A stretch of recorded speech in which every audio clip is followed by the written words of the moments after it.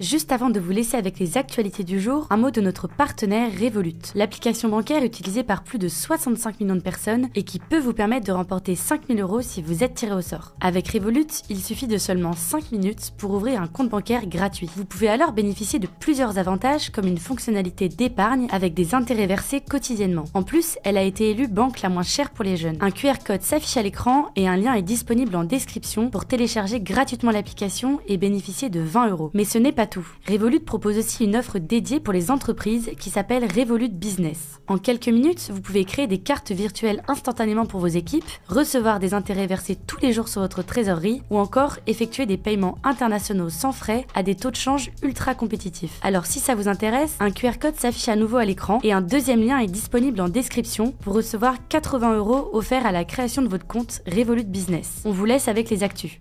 L'un des plus grands mystères de l'histoire de l'aviation pourrait bientôt être éclairci, alors attention, on va pas trop s'avancer, mais plus de 11 ans après la disparition de l'avion MH370 de Malaysia Airlines et les 239 personnes qui étaient à bord, eh bien la Malaisie a annoncé ce mercredi la reprise des recherches au mois de décembre. Mais alors, que s'est-il passé le 8 mars 2014 et qu'espèrent aujourd'hui les autorités? Salut, c'est Hugo, j'espère que vous allez bien et c'est donc le sujet à la une de ces actualités du jour sur YouTube et en podcast audio. Il est minuit 41 le 8 mars 2014 quand un Boeing 777 décolle de Kuala Lumpur en Malaisie pour se rendre à Pékin en Chine. À 1h19, le pilote envoie son dernier message radio et ne mentionne aucun problème particulier, mais seulement 41 minutes après le décollage, vers 1h21, l'avion disparaît des radars, perd tout contact et ne donne plus aucun signe de vie. Depuis, l'appareil n'a jamais été retrouvé, tout comme les 239 personnes qui étaient à bord, dont 12 membres d'équipage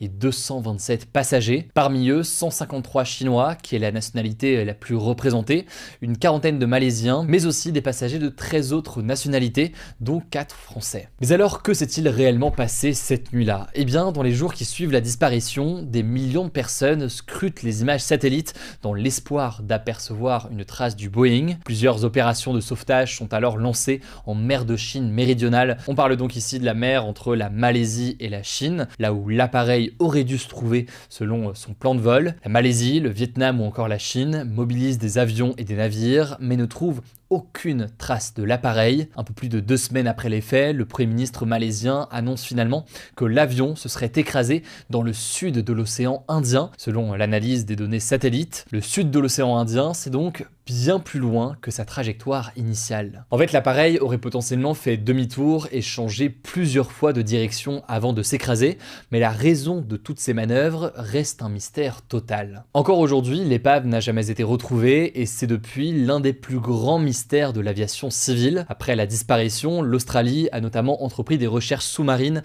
sous une immense zone de 120 000 km².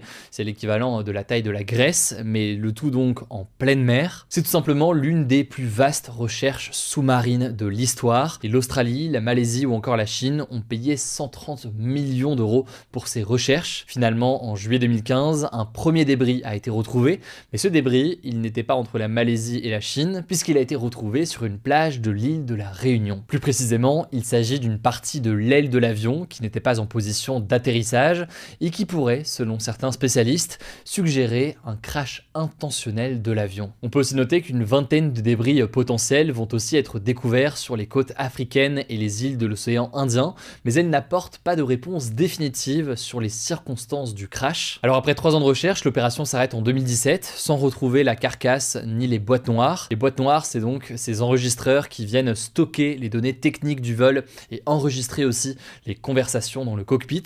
Et ces boîtes noires, vous l'avez compris donc, elles sont essentielles si on veut vraiment savoir ce qui s'est passé dans l'objectif d'analyser les causes d'un éventuel accident. Alors j'avance un petit peu, mais en 2018, il y a une entreprise privée britannique, Ocean Infinity, qui reprend les recherches mais sans plus de résultats. La même année, la Malaisie va publier un rapport sur les circonstances de la disparition de l'engin. Selon ces analyses, l'appareil a été détourné de sa trajectoire manuelle manuellement, donc par un humain, et non pas en mode autopilote. Et on ne sait pas qui a détourné l'avion, est-ce que c'est le commandant, est-ce que c'est son copilote, ou encore quelqu'un d'autre, ni pourquoi est-ce que tout cela a été fait. Alors faute d'explication officielle, il y a de nombreuses théories qui ont alors vu le jour.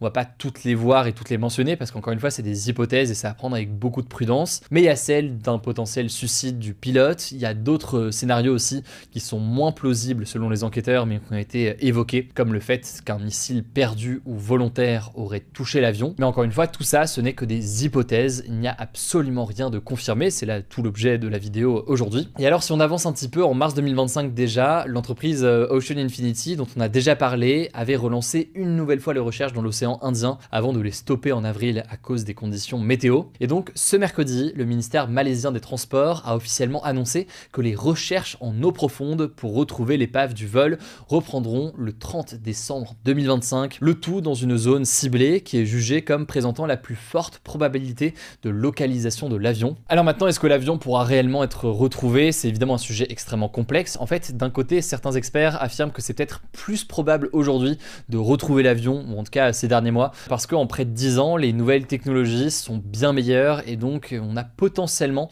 des nouveaux outils qui vont pouvoir nous aider à trouver ces débris qui seraient enfouis ou encore dispersés. Mais de l'autre, c'est ça justement aussi la limite. Bon, déjà, c'est des explorations qui coûtent très cher et pour l'instant sans avancée très concrète. Et puis au-delà de ça, eh bien, on est dans un contexte quand même où au fil des années, il y a les courants, il y a la profondeur aussi des fonds marins. Tout ça peut emporter d'une façon ou d'une autre l'épave, rendre du coup les recherches extrêmement difficiles, comme si on cherchait en quelque sorte une aiguille dans une botte de foin. Dans tous les cas, c'est un drame qui continue à susciter énormément d'interrogations et à l'occasion donc de la reprise des recherches ce mois-ci, ça me semblait important de faire un nouveau point sur le sujet. Allez, je vous laisse avec Samy pour le reste de l'actualité et je reviens juste après. Merci Hugo et bonjour à tous, on commence avec cette actu. Israël a annoncé ce mercredi l'ouverture dans les prochains jours du passage de Rafah, situé au sud de la bande de Gaza, pour permettre à des habitants de quitter le territoire palestinien et de se rendre en Égypte. Mais quelques heures plus tard, l'Égypte a elle démenti tout accord avec Israël, demandant un transit dans les deux sens, selon un communiqué publié par les services d'information de l'État. Cette réouverture est prévue dans le plan de paix américain pour Gaza et elle était réclamée depuis longtemps par l'ONU et certaines ONG. La raison, c'est que le passage de Rafah est un point important pour l'acheminement d'aide humanitaire et de carburant dans la bande de Gaza. L'armée israélienne en avait pris le contrôle du côté palestinien en mai 2024 en affirmant qu'il était utilisé, je cite, à des fins terroristes, notamment pour faire passer des armes, toujours selon Israël. Le point de passage avait brièvement rouvert en 2025 durant une trêve de 2 mois, d'abord pour permettre à certains habitants de quitter Gaza, principalement pour des raisons médicales, puis pour laisser entrer des camions d'aide. Le COGAT, l'organisme du ministère de la Défense israélien qui supervise les activités civiles dans les territoires palestiniens, a précisé que cette réouverture se ferait en coordination avec l'Égypte et l'Union européenne. On suivra ça. Deuxième actu, les États-Unis ont suspendu les demandes de visa de citoyens de 19 pays quelques jours après la fusillade mortelle survenue le 26 novembre dernier à Washington DC aux États-Unis, impliquant un Afghan, c'est ce qu'a annoncé le ministère américain de la Sécurité intérieure ce mercredi. Alors cette décision n'est pas une surprise, le 27 novembre dernier, le président des États-Unis Donald Trump avait déclaré vouloir, je cite, suspendre définitivement l'immigration en provenance des pays du tiers-monde, et dès le lendemain, il avait déjà suspendu la délivrance de visas pour les Afghans. Alors concrètement, ça concerne les personnes en provenance d'Afghanistan, de Birmanie, du Tchad, de la République du Congo, de Guinée équatoriale, d'Érythrée, d'Haïti, d'Iran, de Libye, de Somalie, du Soudan et du Yémen. Les ressortissants de ces pays n'avaient plus le droit de se rendre aux États-Unis depuis le mois de juin, selon un rapport des services de l'immigration. D'ailleurs, Donald Trump s'en est violemment pris à la Somalie en affirmant que les habitants de ce pays d'Afrique de l'Est n'étaient pas les bienvenus aux États-Unis. 7 autres pays sont aussi concernés, le Burundi, Cuba, la Sierra Leone, le Togo, le Turkménistan et le Venezuela. Les demandes faites par les ressortissants des pays que j'ai cités plus haut vont donc être suspendues et les dossiers en attente seront réexaminés de manière approfondie pour évaluer les risques pour la sécurité nationale des États-Unis. Troisième actu, la ville de San Francisco aux États-Unis a porté plainte ce mardi contre 10 géants de l'agroalimentaire, dont Coca-Cola, Kellogg's ou Heinz, les accusant d'avoir créé, je cite, une crise de santé publique qui alourdit ses finances. Selon la métropole américaine, ces fabricants produisent leurs aliments en laboratoire en y intégrant de nombreux additifs et autres produits chimiques. Elle les a aussi accusés d'adopter un marketing déloyal et trompeur, comparable à celui du tabac. Ces aliments représentent aujourd'hui plus de 70% des produits vendus en supermarché et plus de la moitié de ce que les Américains consomment, ce qui contribue donc à une hausse dramatique de l'obésité, du diabète, des maladies cardiaques et cancers. Selon la plainte, environ 40% des Américains sont obèses et 16% sont diabétiques et la ville a donc réclamé des dommages pour les coûts de santé. Quatrième actu, un accord a été trouvé pour interdire totalement les importations de gaz russe dans l'Union européenne à l'automne 2027. Il s'agit d'un compromis annoncé dans la nuit de mardi à mercredi entre le Parlement européen qui souhaitait une interdiction interdiction plus rapide, et les États membres qui voulaient prendre un peu plus de temps. Pour les gazoducs, donc ces tuyaux géants qui transportent le gaz à l'état gazeux, les contrats longs, donc de 10, 20 à 30 ans, seront interdits à partir du 30 septembre 2027, tandis que pour le gaz naturel liquéfié, l'interdiction des contrats longs commencera le 1er janvier 2027. Les contrats courts, donc des contrats plus ponctuels de quelques mois ou années, seront suspendus à partir du 25 avril 2026 pour le gaz naturel liquéfié et du 17 juin 2026 pour les gazoducs. Ce calendrier devra être approuvé une dernière fois par les États membres et le Parlement, mais on n'a pas encore de date. A noter d'ailleurs que la part du gaz russe dans les importations européennes est passée de 45% en 2021 à 19% en 2024. Cinquième actu, les étudiants étrangers non européens qui veulent s'inscrire à l'université de la Sorbonne à Paris devront désormais payer 2 895 € pour une année de licence au lieu de 178 € actuellement et 3 941 € pour un master au lieu de 254 €. Cette hausse a été votée ce lundi par le conseil d'administration de l'université Paris 1 Panthéon-Sorbonne. Ça concernera donc tous les étudiants étrangers hors de l'Union européenne, sauf, je cite, les étudiants en exil qui ont par exemple quitté leur pays en guerre et ceux qui figurent sur la liste des 44 pays les moins avancés définis par l'ONU selon l'université. Cette hausse s'inscrit dans la politique Bienvenue en France ouverte depuis 2019 que l'université n'avait jamais appliquée. Il s'agit d'une mesure mise en place par l'ancien Premier ministre Édouard Philippe qui permet aux universités d'augmenter les frais d'inscription pour certains étudiants étrangers. La Sorbonne a expliqué que la décision a été prise à regret mais est justifiée par des contraintes budgétaires. Mais cette mesure est très mal passée du côté des étudiants et des enseignants. Dans une lettre destinée à la présidente de l'université, une centaine d'enseignants-chercheurs ont dénoncé des conséquences catastrophiques pour les étudiants étrangers déjà confrontés à de nombreux frais, notamment pour leur visa et leur loyer. Et enfin, on termine avec cette actu. Une dizaine d'établissements culturels publics vont se doter de conseils de jeunes selon un texte présenté ce mardi en Conseil des ministres. Ces conseils permettront à des jeunes de 13 à 17 ans de proposer des idées pour améliorer la programmation, la communication et la médiation de ces lieux culturels. Ils se sont inspirés des Teens Councils que l'on retrouve dans de nombreuses institutions culturelles dans les pays anglo-saxons. Pour l'instant, 15 établissements sont concernés, dont le musée du Louvre, le musée d'Orsay ou encore le château de Fontainebleau. La ministre de la Culture, Rachida Dati, a espéré que l'initiative se répande ensuite à d'autres institutions. Merci beaucoup Samy pour ces actualités en bref. Pour plus d'actualités, je pense que vous le savez, mais rendez-vous sur Instagram, sachant qu'on a aussi, si jamais ça vous intéresse, des déclinaisons locales du Hugo Décrypte